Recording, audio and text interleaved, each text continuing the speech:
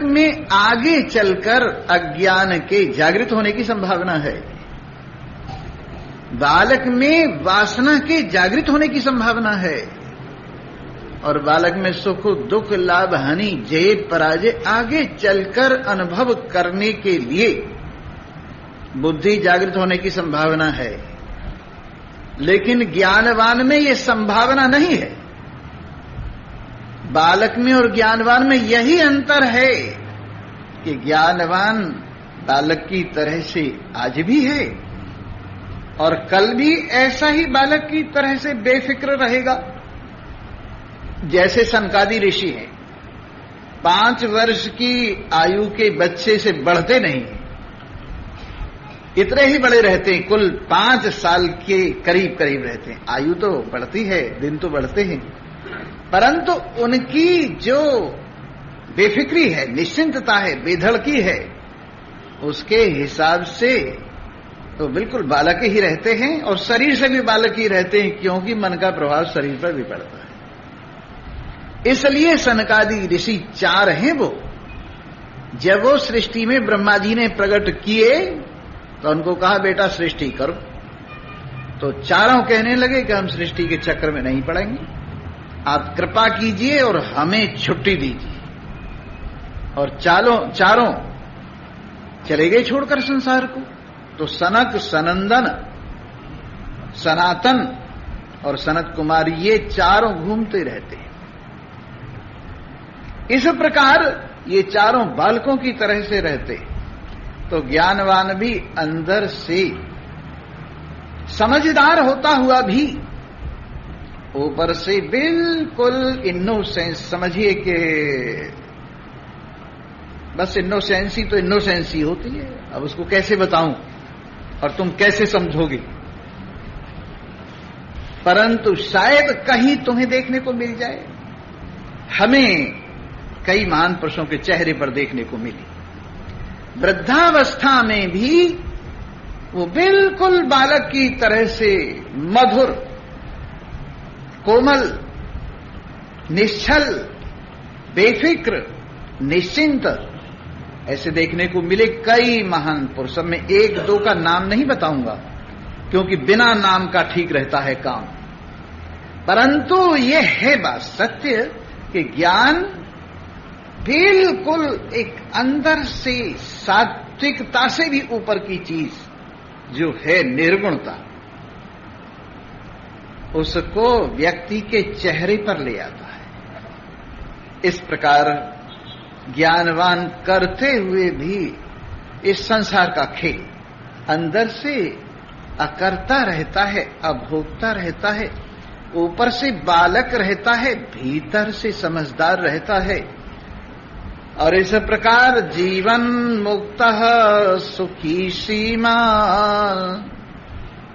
इस संसार में रहते हुए भी, इस शरीर में रहते हुए भी, इन ज्ञानेन्द्रिय कर्मेंद्रिय प्राणांतःकरण का साथ निभाते हुए भी, इनको सत्ता स्फूर्ति देते हुए भी, इनके धर्मों का यथा योग्य अपने से सामर्थ्य देते हुए भी, अंदर से इनसे बिल्कुल अलग जीवन मुक्त रहता है। और ऐसा जीवन मुक्त दिखावा नहीं करता, स्वाभाविक होता है। कई लोग दिखावे के भी जीवन मुक्त हो जाते हैं, परंतु ये चीज दिखावे की नहीं। हमने दिखावे के भक्त देखे हैं। एक दिखावे के भक्त थे और कहीं पर कथा होती थी भगवान श्री कृष्ण की, और उसमें गोपियों का विरह वर्णन हो रहा था। तो जितने सुनने वाले थे सबकी आंखों में से आंसू बहने लगते थे गोपियों की विरह व्यथा सुनकर। लेकिन एक व्यक्ति ऐसा था तो बड़ा महंत जी, बड़े एक मठ का मालिक था, लेकिन उसको आंसू नहीं आते थे। उसने सोचा ये तो गड़बड़ होगी, सब रोते हैं भगवान की लीला सुनकर, और तू यूं ही बैठा बैठा देखता रहता है, लोग क्या समझेंगे कि तेरे में भक्ति नहीं है। चलो कल को इंतजाम करके लाएंगे।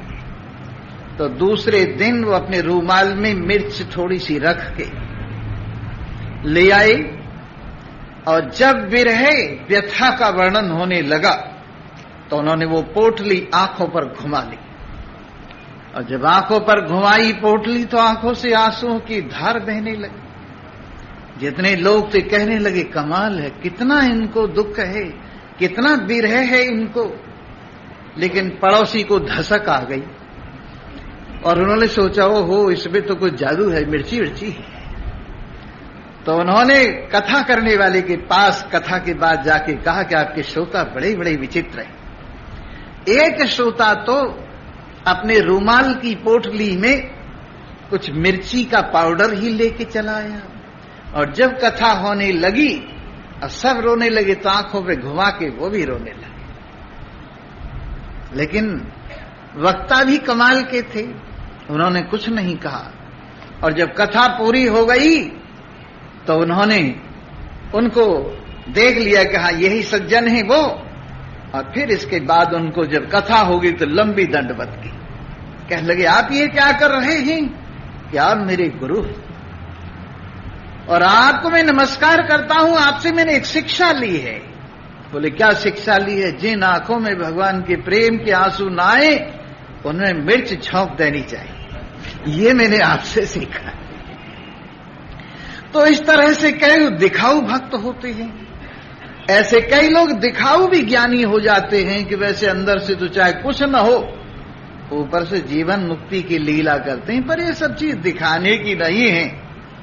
जिस तरह से कस्तूरी किसी के पास हो तो उसकी गंध ही बता देगी कि इसके पास कस्तूरी है, उसी तरह से अगर आपके पास ये ज्ञान है, ये निष्ठा है, ये निश्चय है, तो आपकी स्वाभाविक आप में आई हुई जीवन मुक्ति रूप में आपकी निष्ठा का फल बता देगा लोगों को कि ज्ञान का फल क्या है, आपको दिखाने की जरूरत नहीं। इस प्रकार से स्वभाव से ही ज्ञानवान जीवन मुक्त होता है और सुखी होता है, किसी पदार्थ को लेकर नहीं, किसी प्राणी से मिलकर नहीं, कोई संसार का सुख प्राप्त करके नहीं, अपने अंदर से ही अपने आप को आनंद स्वरूप अनुभव करता हुआ आत्माकार आनंदाकार वृत्ति उसकी होती हुई अपने आप में से ही चारों ओर सुख उसमें से छलकता है। जैसे स्वामी राम कहते हैं, वाह, लोग कहते हैं भगवान विष्णु के चरणों से गंगा निकली है, लोग कहते हैं शिव जी महाराज की जटाओं से गंगा निकली है, लोग कहते हैं ब्रह्मा जी के कमंडल से गंगा निकली है। अरे मुझे कोई आकर देखे, मेरे रोम रोम से गंगा निकल रही है, आनंद की गंगा, मस्ती की गंगा। मुझ में जो ज्ञान का मानसरोवर छलका है, मुझ में जो आत्मनिष्ठा का मानसरोवर छलका है, मुझ में जो ज्ञान की महिमा छलकी है, वो मेरे शरीर में से रोम रोम में से बाहर प्रकट हो रही है। इसलिए आकर कोई अगर समझदार हो तो देख ले भी कि ये अमृत की गंगा, ये आनंद की गंगा मेरे रोम रोमों से निकल निकल कर बाहर बह रही है। इस प्रकार से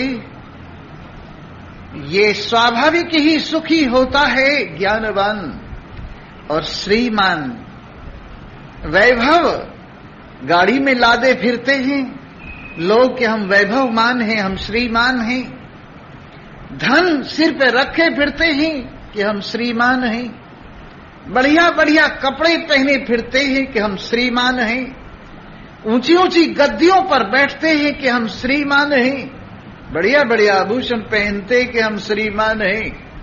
परंतु ज्ञानवान इन चीजों से श्रीमान नहीं है, तो उधार की श्री है, ये तो उधार की शोभा है। आज एक बहुत बढ़िया सोने के पत्रे से मढ़ी हुई कुर्सी पर आप बैठ गए, कल को कोई और बैठ जाएगा इस कुर्सी पर, छिन जाएगी। आज धन के अंबार लगे हुए हैं, कल को एक धन लक्ष्मी तो चला है, कहीं दूसरी जगह चली जाएगी। ये कपड़े थोड़े दिनों में झाड़ों में अगर कहीं उलझ गए तो आज ही फट जाएंगे। और इस प्रकार से ये श्री, ये वैभव जो बाहर से आदान प्रदान रूप से प्राप्त होता है, उसको लेकर जो अपने को श्रीमान समझते हैं उनकी श्री तो लूट ली जाती है। लेकिन ये अंदर से जो अपने ज्ञान की श्री है, अपनी स्वावलंबन की श्री है, अपने आप में मस्ती की श्री है, ये श्री कोई नहीं लूट सकता। ये ज्ञानवान की श्री शोभा है जो संतोष के रूप में छलकती है, जो अपने स्वरूप के अवलंबन के रूप में छलकती है, जो विटनेस के रूप में छलकती है, और जिसको न शरीर की बीमारी छीन सकती है और न शरीर का बुढ़ापा छीन सकता है, न शरीर की असमर्थता छीन सकती है, न संसार का कोई दुख छीन सकता है, क्योंकि ये श्री अपने आप की श्री है। श्री श्री 1008 श्री नहीं, अनंत श्री, असीम श्री, अखंड श्री, ऐसी महान श्री विराजमान है ज्ञानवान में। पर कोई कोई इसको अनुभव करता है इस श्री को, अन्यथा तो यूं ही देखते हैं वो स्वामी जी आप कैसे श्रीमान हो, श्री कहां रखी है आपकी।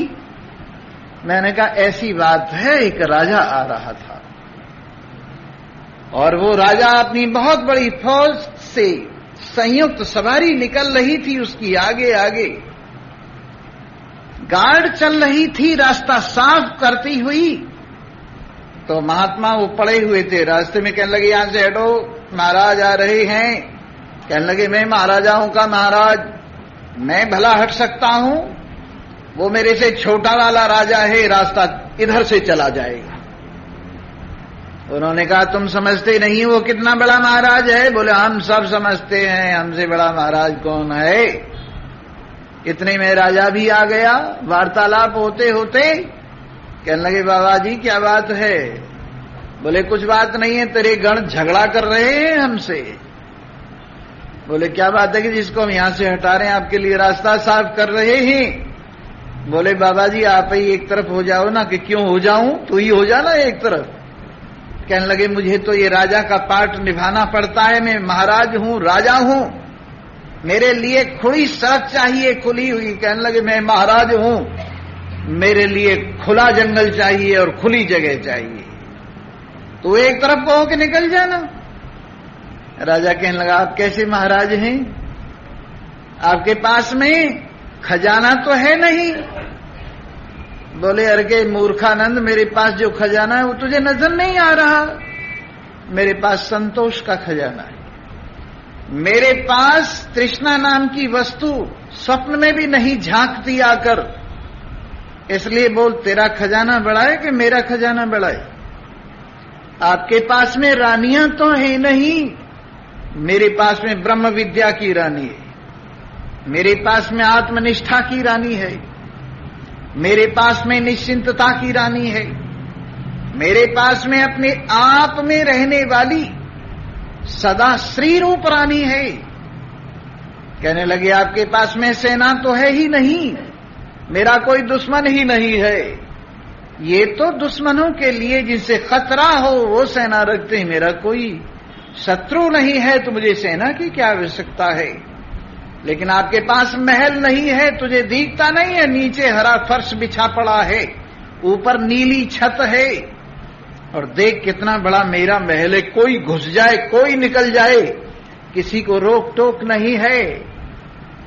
बादशाह समझ गया, उसने मत्था टेका, हुजूर आप ही राजा हैं, मैं तो नाम का राजा हूं, और दूसरी तरफ से निकल गया। इस प्रकार से ये महाराजाओं के महाराजा, चाह गई चिंता मिटी मनुआ बेपरवाह, जिनको कछु न चाहिए वो शाहन के शाह। इन शहंशाहों की मस्ती से कभी राजी हो जाता है कोई तो मत्था टेकता है, साथ साथ चलता है, कभी कोई नाराज हो जाता है तो दूर भाग जाता है। लेकिन इन शहंशाहों को क्या पड़ी हुई है, कोई आए तो आए, नहीं आए तो नहीं आए। यहां किसी से क्या राग है, क्या किसी से द्वेष है, क्या किसी से लाभ की आकांक्षा है, और क्या किसी से हानि का। आगे के लिए किसी भी प्रकार का भाव, आगे हानि की क्या संभावना है। इसलिए स्वाभाविक अपने आप में बरतते हुए, मन से न किसी का भला बुरा चाहते हुए, सबके प्रति आत्मभाव रखते हुए, ये मस्त लोग सचमुच इस संसार के खेल में खेल जैसा रखते हुए भी शोभायमान होते हैं। बाकी सबकी शोभा तो उजड़ती रहती है, आती रहती है, और इन महान पुरुषों की शोभा सदा विराजमान रहती है। बहुत दिन में समझ में आएगी ये बात। अभी तो आपकी दृष्टि बढ़िया कपड़ों में शोभा देखती है, अभी तो आपकी दृष्टि बड़े महल में, बड़े आश्रम में शोभा देखती है, अभी तो आपकी दृष्टि पीछे चलने वाली भीड़ में शोभा देखती है, अभी तो आपकी दृष्टि संसार के वैभव में शोभा देखती है। जिस दिन पता लग गया कि शोभा सब कहां से आ रही है, शोभा का केंद्र कौन सा है, जिस दिन पता लग गया ये श्री कहां से विकसित हुई है, कौन इसका केंद्र है, उस दिन तुम समझ जाओगे कि श्रीमान वो है जो अपने स्वरूप में विराजमान है, वैभववान वो है जो संतोष से संयुक्त है, आनंदवान वो है जो इच्छाओं से ऊपर उठ गया है, और जिसके लिए कोई भविष्य नहीं, कोई भूत नहीं, और जिसके लिए वर्तमान भी एक स्वप्न है। जो बीत गया है वो खत्म हो गया है, जो आया नहीं है उसकी चिंता नहीं है, वर्तमान में जो कुछ है वो भी एक ख्याल है। ये समझकर जो अपने आप की असंगता में विराजमान है, संसार में वही सुशोभित है, अन्यथा तो बाकी सब चिंताओं से संयुक्त है। निश्चिंतता उसी को है जो जीते जी मुक्त सुखी श्रीमान और संसार में संसरण करता हुआ भी अपने स्वरूप में विराजमान है, और देखने में ऐसा ही है जैसे आप हैं, ऐसा ही है जैसे आप खाते हैं, कोई फर्क नहीं है। लेकिन अंदर से फर्क निश्चय का फर्क है, निष्ठा का फर्क है, समझ का फर्क है, और कोई फर्क नहीं। ऐसा हुआ ना, जैसे वो एक किसान था, उसके बैल भैंस गाय वगैरह सब चोरी हो गई, और चोर सब बैल भैंस गाय वगैरह सबको लेकर चल दिया। जाते जाते एक मंदिर आया, देवी मंदिर। सब बैल भैंस गायों को बाहर खड़ा किया, अंदर गया, जाके कहने लगा, हे माई, हे जगत जननी, हे त्रिलोक नायिका, अगर ये माल हजम हो गया ना, समझ रहे हो मेरी बात, चोरी का माल चुरा के लाया था ना, किसी को पता नहीं लगा, मालिक को पता नहीं लगा, और ये हजम हो गया। समझ गए ना हजम होना? नहीं समझ में आई? अरे बड़े बड़े लीडर क्या क्या हजम कर जाते हैं, तुम्हें इतनी सी बात समझ में? गाय बैल वगैरह सबके सब बाहर खड़े करके प्रार्थना कर रहा है, हे देवी माई, ये अगर ये माल हजम हो गया ना, तो ये जो लंडूरा बैल है जिसकी पूंछ कटी हुई है, बिना पूंछ वाला, ये तेरी भेंट चढ़ा दूंगा। और हाथ जोड़ के चला गया। फिर आया किसान, जिसका माल था चोरी हो गया था, वो भी देवी मंदिर में घुस गया और कहने लगा, हे देवी माई, मेरा बड़ा नुकसान हुआ है, मेरी बैल, मेरी भैंस, मेरी गाय, मेरे बछड़े बछिया वगैरह सब चोरी चले गई। अगर माल मिल गया तो वो जो लंडूरा बैल है ना, बिना पूंछ वाला बैल, वो तेरी भेंट चढ़ा दो। समझ गए ना? अब चाहे माल मिले और चाहे न मिले, लंडूरा बैल तो गया दोनों तरफ से। उसने भी भेंट इसी की बोली, चोर ने भी, और मालिक ने भी उसी की बोली। उसी तरह से शरीर तो लंडूरा बैल है, चाहे ज्ञानी का हो चाहे अज्ञानी का हो, चाहे आत्मरूपी माल मिले और चाहे आत्मरूपी माल न मिले, दोनों हालत में ये शरीर तो भाई कालिका की भेंट चढ़ेगा ही।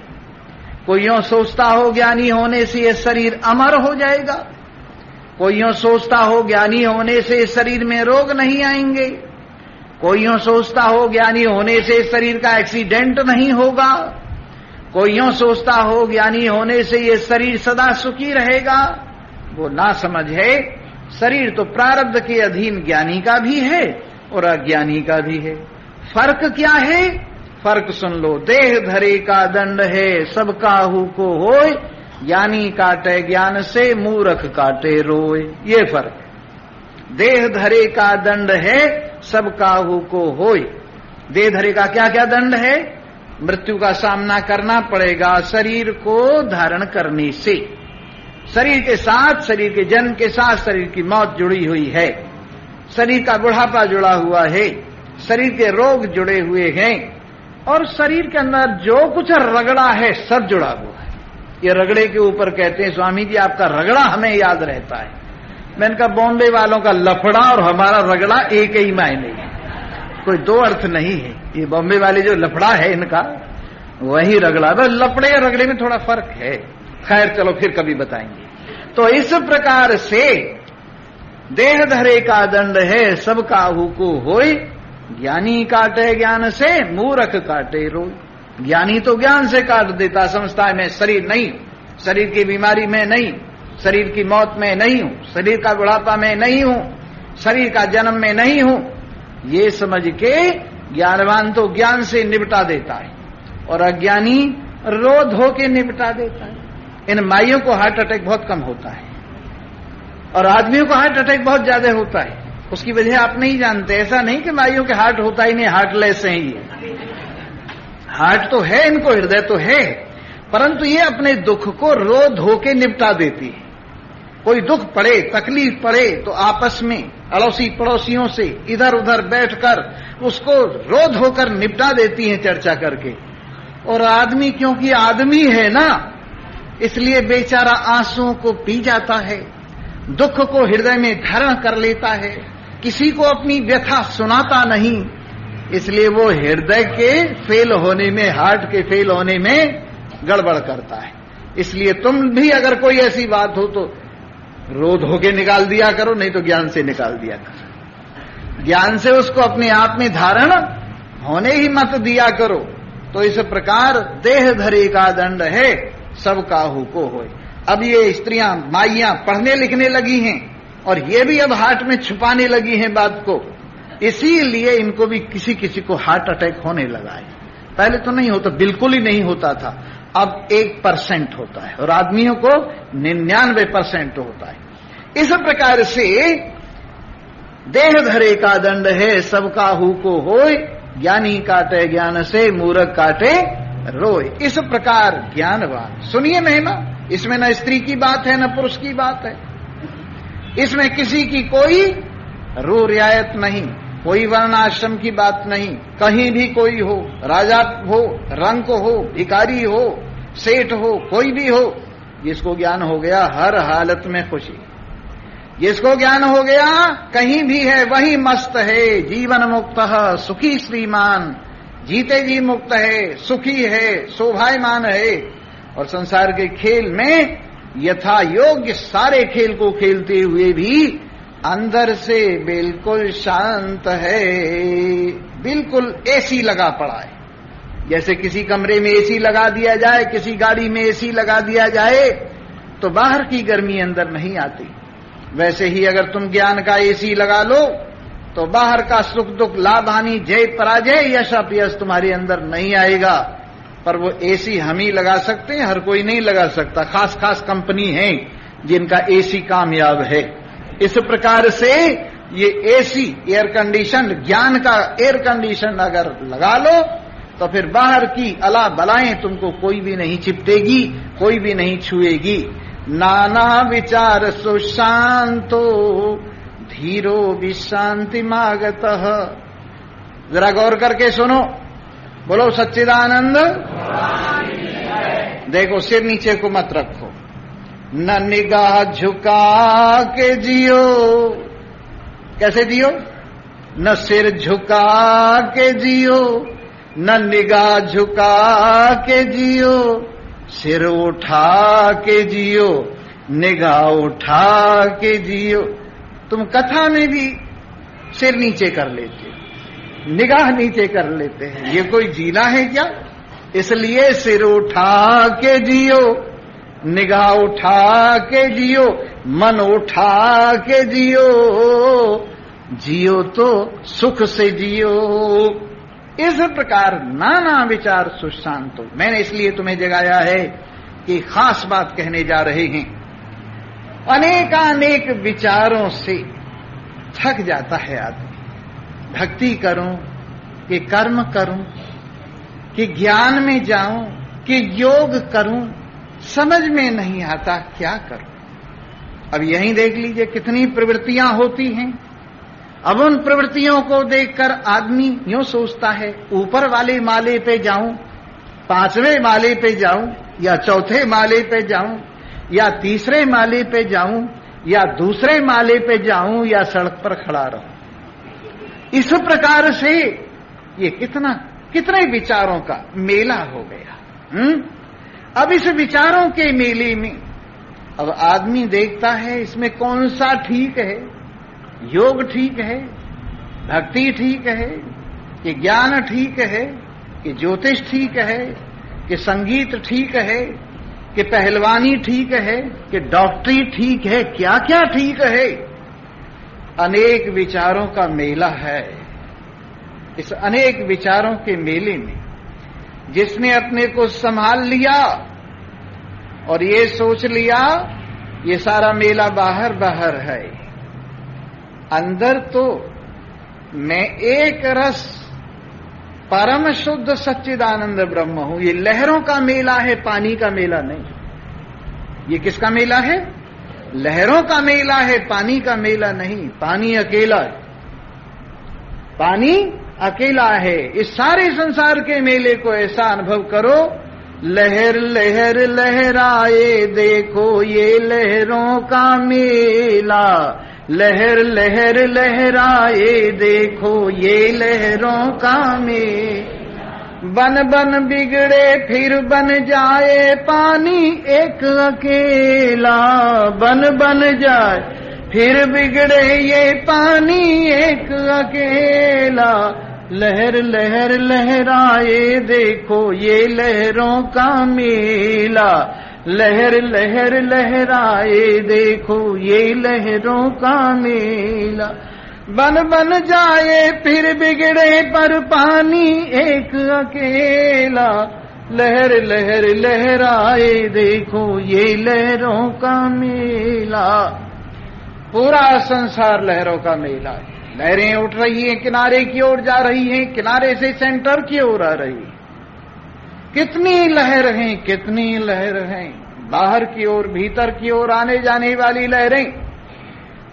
परंतु जहां से ये उठ रही हैं, जहां ये जा रही हैं, वो लहरों का मूल केंद्र पानी। पानी में कोई लहर नहीं, सारी लहर पानी में है, पर पानी में कोई लहर नहीं। पानी बिल्कुल अचल है।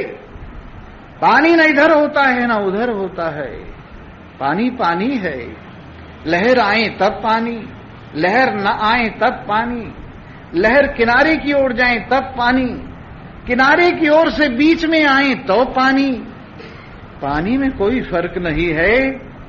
पानी लहरों के रूप में खेल रहा है, पर पानी पानी ही है, कुछ बिगड़ा नहीं। इस प्रकार से अनेकानेक विचारों की लहरें इस संसार के सागर में निरंतर हिलती जुलती रहती हैं, लेकिन इस रहस्य को ज्ञानवान जानता है और वो लहरों का ख्याल न करके जल को देखता है। जिसने जल की एकता को देखा है वो अनेकानेक विचारों को अपने में पचाकर, अनेकानेक विचारों से ऊपर उठकर, अनेकानेक विचारों को स्वप्नवत जानकर, अनेकानेक विचारों को कल्पित ख्याली जानकर अपने आप में आया हुआ विराजमान होकर एक ऐसी शांति अनुभव करता है जहां न मेरा है, न तेरा है, न सेंटर है, न किनारा है, न नीर है, न तीर है, न पानी है, न लहर है। शांति ही शांति है।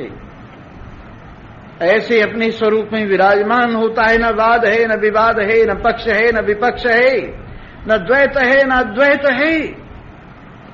एक ही रस पदार्थ है। ऐसे विशांति भाव को प्राप्त हुआ ऐसे शांत भाव को प्राप्त हुआ महान पुरुष न कल्पते न जानाति न शृणोति न पश्यति। हाय रे हाय, किसकी समझ में आए ये रहस्य की बात? समझ में आए तो कही न जाए, पर बिना कहे रहा भी न जाए। विचित्र है खेल। अपने आप में शांत हुआ, सारे विचारों को अपने में पान करके निर्विचार हुआ, सारे संकल्पों को अपने में हजम करके निर्विकल्प हुआ। ये कोई तमाशा नहीं है ज्ञान, ये कोई उत्सव नहीं है ज्ञान जो मैं सुना रहा हूं। ये एक ऐसी अचल अखंड एक रस शांति का संदेश है जिसमें अनेक पना एक हो जाता है। एक दिन मैंने मस्ती में आकर एक बात कही, न यहां गुरु है न चेला है, न यहां मां है न बेटा है, न बेटी है न मां है, कुछ भी नहीं है, एक परम शांति है। और जितना खेल है सब ऊपर ही ऊपर है। तो इसको सुनकर कई लोगों के हृदय में तो ऐसा लगा कि इन्होंने तो हमारे गुरु जी का ही पट्टा फेर दिया। अरे यहां किसी के किसी खास गुरु के लिए नहीं, किसी के खास चेले के लिए नहीं, ये दोनों भाव कल्पित हैं, चेलापना भी और गुरुपना भी, शिष्यपना भी और गुरुपना भी कल्पित है। मैं तो यहां तक कहता हूं ईश्वरपना भी और भक्तपना भी कल्पित है। ये भी दोनों द्वैत में हैं। जब तक समझ नहीं आई तब तक भक्त और भगवान का फर्क है। जब बात समझ में आ जाती है तो भक्त और भगवान का भी फर्क नहीं रहता। तुम तो गुरु शिष्य की बात कहते हो। अन्यथा अगर फर्क रह गया तो फिर तो संसार यूं ही रह जाएगा कि मेरा गुरु बड़ा है, कि मेरा गुरु बड़ा है, कि मेरा गुरु बड़ा है, कि मेरा गुरु बड़ा है। इस गुरुओं के बढ़प्पन का ही मेला रह जाएगा संसार। अन्यथा तो वास्तविकता देखा जाए तो गुरुपना भी रास्ते में रह जाता है, चेलापना भी रास्ते में रह जाता है। इस एक तत्व में कोई चीज नहीं रहती है। न किसी का मजहब रहता है, न किसी का वर्ण आश्रम रहता है, न किसी के नातेदारी संबंध रहते हैं, न किसी का आश्रम रहता है, न किसी के महल रहते हैं। जो कुछ है सब व्यवहार है, कल्पना है, ख्याल है। और वास्तविकता में तो ये सब लहरों की तरह से है। इन सब में जल की एकता का अनुभव कीजिए और ये समझकर कि हम किसी खास मत को प्रतिपादन करते हो, सो बात नहीं। किसी मत का प्रतिपादन नहीं करते, सारे मतों से उबार कर जो अमत पदार्थ है, जिसमें कोई मत नहीं, वाद विवाद नहीं, पक्ष विपक्ष नहीं, उस वास्तविकता का आपको थोड़ा सा आभास कराने का प्रयत्न करते हैं कि वो वस्तु आपके ख्याल में, ध्यान में आ जाए जो न हिंदू है न मुसलमान है, जो न क्रिश्चियन है न ईसाई है, जिसको न ईसापनी में बांधा जा सकता है न मोहम्मद पनी में बांधा जा सकता है, जिसको न केवल राम पनी में या कृष्ण पनी में बांधा जा सकता है, जिसको किसी सीमा में नहीं बांधा जा सकता।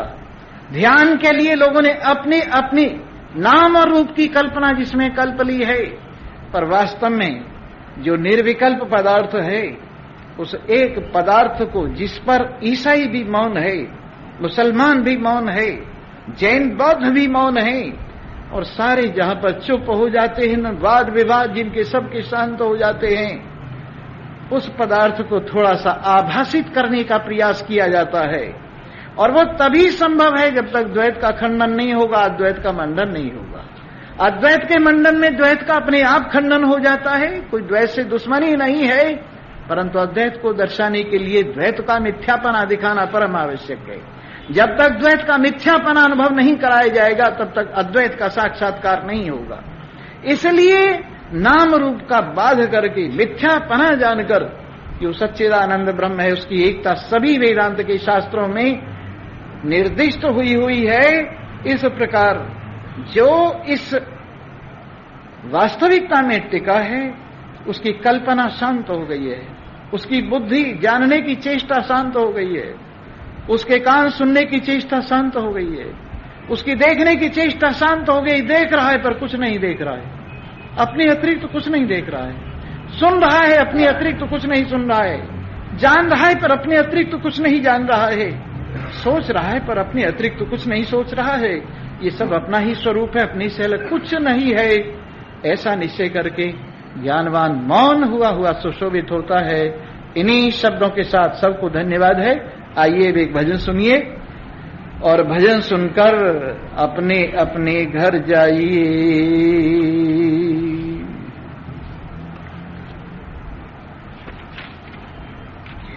बंदन चारों वेद हमारा, बंदन चारों वेद, हृदय द्वार पर खोल खोल के, हृदय द्वार पट खोल खोल, हृदय द्वार पट खोल खोल के, हृदय द्वार पट खोल खोल के, स्वागत देव तुम्हारा, स्वागत देव तुम्हारा, बंदन चारों वेद हमारा, बंदन चारों वेद।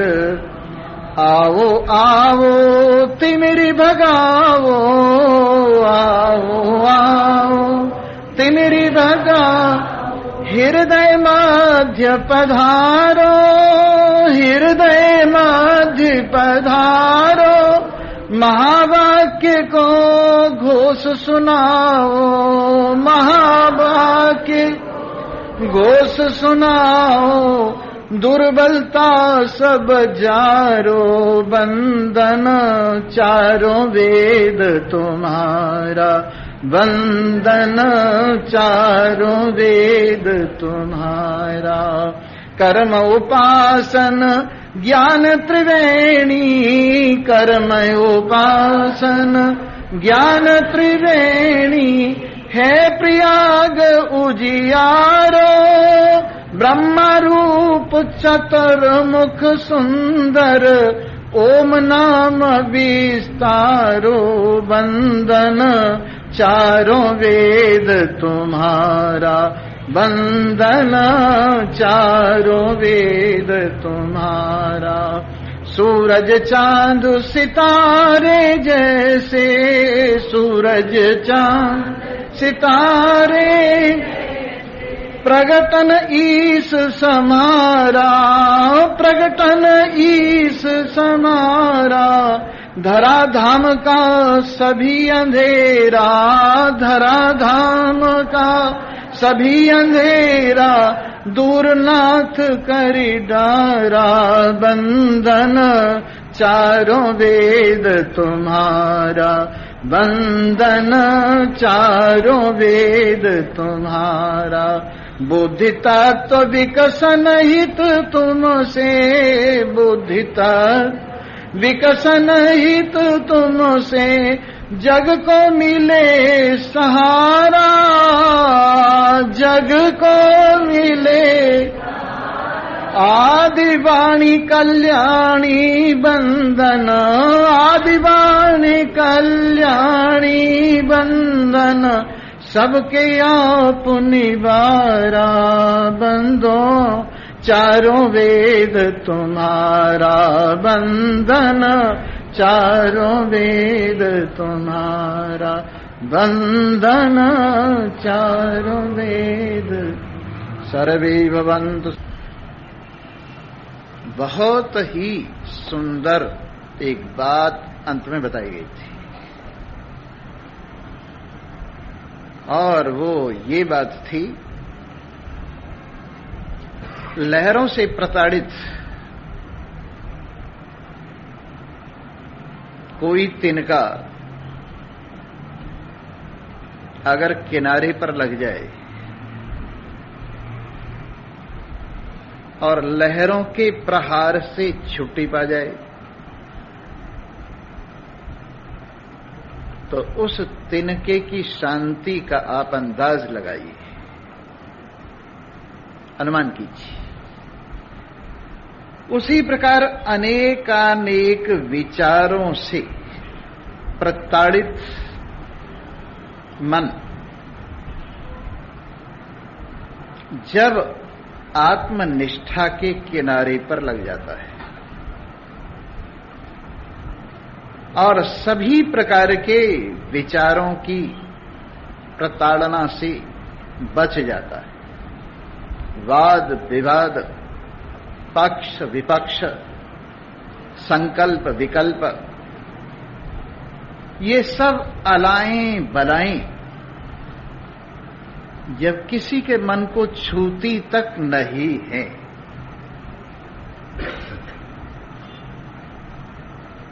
तो ऐसा मन न रहकर स्वयं साक्षात अपने आप में परमात्मता का अनुभव करता है। तो अब आप देख लीजिए, कहीं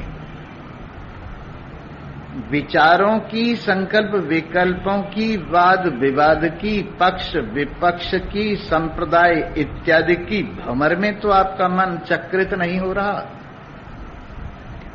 अगर चक्रित हो रहा हो तो बाहर निकालिए और इसको अपने स्वरूप का तट प्रदान कीजिए। और कोई धैर्यवान जब इस अनिर्वचनीय अव्यक्त केवल साक्षी चेतन स्वस्वरूप में विराजमान होता है तो न कुछ कल्पना करता है जो मन का धर्म है, न कुछ जानता है जो बुद्धि का धर्म है, न कुछ सुनता है जो कान का धर्म है, और न कुछ देखता है जो आंख का धर्म है। देखा जाता है ये लोग, सुना जाता है परलोक। बुद्धि का विषय है प्रत्यक्ष, मन का विषय है अनुमान। ये सारी कल्पनाएं, ये सारे क्षणिक विज्ञान, ये सुनना और देखना, ये सब शांत होकर अपनी केवलता में जो विराजमानता है, बस उसकी बात वही जानता है जो इस अपने आपे में विराजमान हुआ है, जिसका द्वैत का नशा उतरा है। अन्यथा तो साधारण आदमी बेचारा जो शरीर के धर्म को अपना धर्म मानकर, शरीर की खींचा तान में ही लगा हुआ है धर्म समझकर, उसे कल्याण समझकर, या मन को मैं मानकर मन की ही प्रकल्पनाओं में बहा जा रहा है, उससे अपना कल्याण समझकर, या फिर बुद्धि के ज्ञान को, बुद्धि को मैं मानकर, बुद्धि के ज्ञान को सब कुछ मानकर चक्रित रहता है साधारण आदमी। कुछ विद्वान हैं जो बुद्धि की पकड़ में आए हुए हैं, कुछ ध्यानवान हैं जो मन की पकड़ में आए हुए हैं, कुछ देहवान हैं जो देह की पकड़ में आए हुए हैं। जो देह की पकड़ में आए हुए हैं उनका ब्रह्म देह है, जो मन की पकड़ में आए हुए हैं उनका ब्रह्म मन है, जो बुद्धि की पकड़ में आए हुए हैं उनका